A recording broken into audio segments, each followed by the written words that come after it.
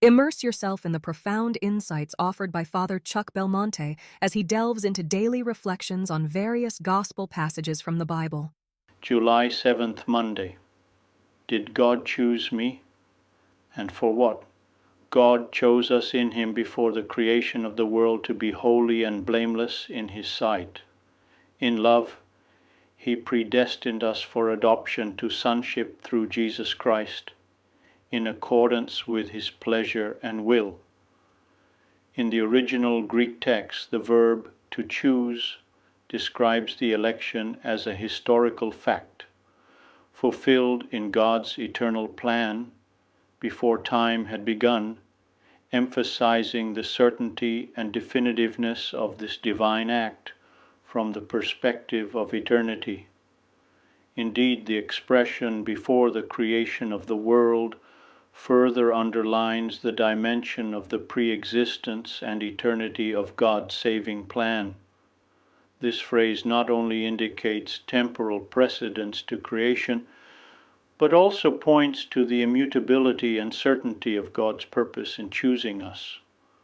The word used, to select, to choose in the New Testament, always implies a choice for an end, choosing apostles, choosing sons for God. In this passage, the divine action of choosing is associated with His blessing mentioned in the previous verses. The direct object, us, identifies the recipients of God's election, while the phrase in Him specifies the sphere of the election in Christ. The expression in Christ suggests that the election directs all believers corporately to Christ rather than individually. This phrase indicates that Christ is not merely the instrument of election, the one who chooses, but also the destination or realm toward which we are chosen. The election is not abstract, but takes place in Christ. This underscores that the choice of all believers is intrinsically linked to the person and work of Jesus Christ. It is through their identification with Christ that believers are the object of this eternal election, to be another Christ. The verb to choose appears in about 22 passages, and always with the nuance of choosing people for a purpose. Underlying all of them is the divine initiative. It was not you who chose me, but I chose you.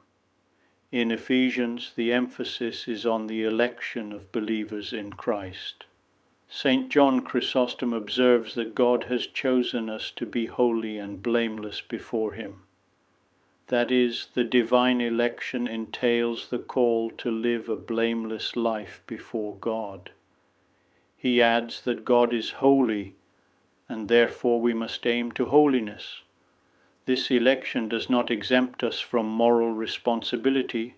On the contrary, it demands that we respond to God's election with a holy life. And what motivated God to choose me? My merits?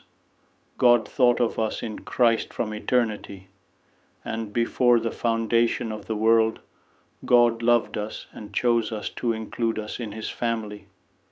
This election is free grace that engenders holiness. It is God's free and gratuitous initiative before creation.